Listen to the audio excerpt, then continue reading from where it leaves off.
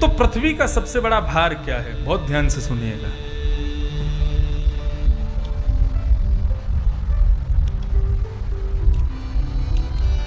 वामन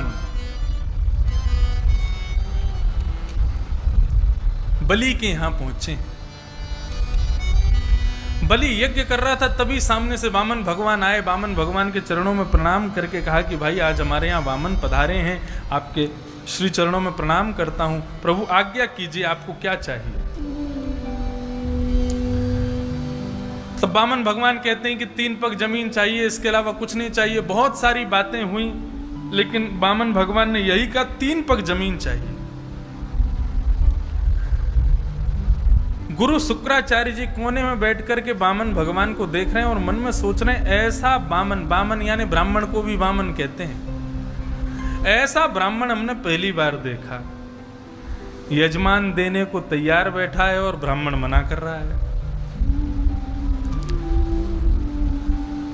ब्राह्मण कभी मना नहीं करते, सब स्वीकार करते हैं ब्राह्मण।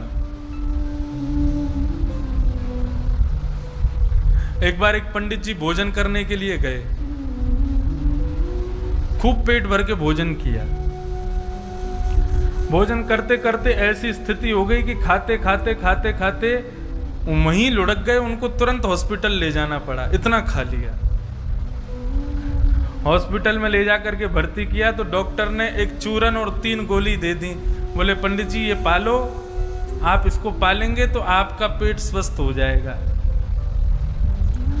पंडित जी घूर करके डॉक्टर को देखने लगे, बोले इन गोली और चूरन की जगह होती तो इतनी में खीर नहीं खा लेता मैं, इतनी खीर और खा लेता अगर इतनी जगह भी मेरे पेट में होती तो। तुम मुझे गोली देने आए हो, एक बूंद जगह नहीं छोड़ी, तब तो यहां हॉस्पिटल में आया हूं। तो ब्राह्मण स्वीकार, ब्राह्मण के पात्र स्वीकार्य होते हैं, वो कभी मना नहीं करता।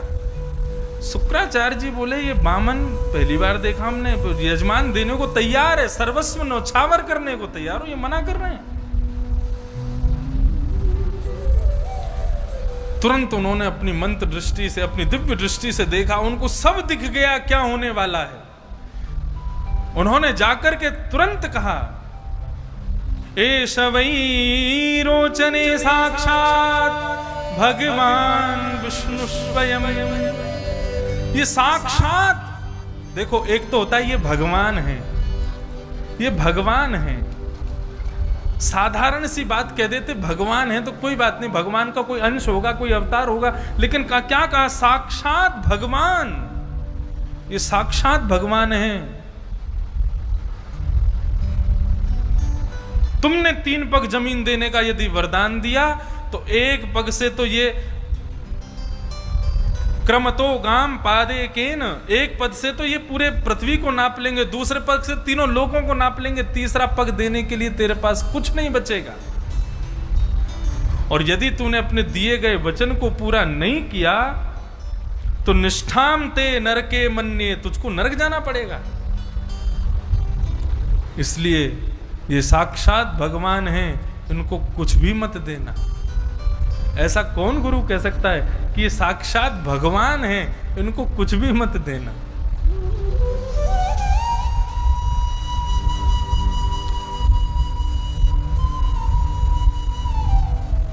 राजा बलि बड़े प्रसन्न हो गए, गुरुदेव को प्रणाम किया। गुरुदेव आपने आगे क्या कहा, पहले क्या कहा, वो सब छोड़ो, मैं बीच की बात पर अटल विश्वास करता हूं। बोले क्या? आपने मुझे बता दिया कि ये साक्षात भगवान है,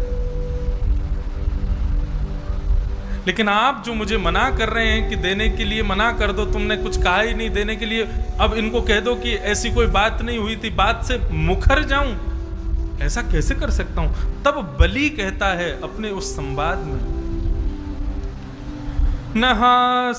नहास्त्यात् परो धर्म इति होवाच भूरियम् सर्वं सोऽनुमलं मन्ये ऋतेली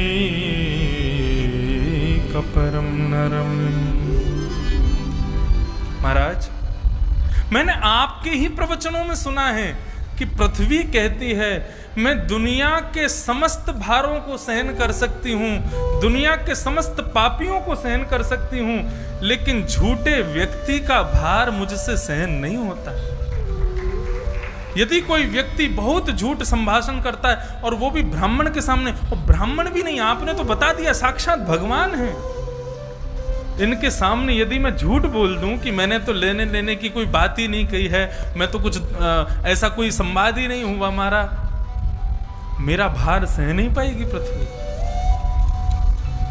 तो पृथ्वी का सबसे बड़ा भार क्या है, मैं केवल इतना बताना चाहता हूं। पृथ्वी सब प्रकार के भारों को सहन कर सकती है, लेकिन झूठे व्यक्ति के भारों को पृथ्वी सहन नहीं कर पाती।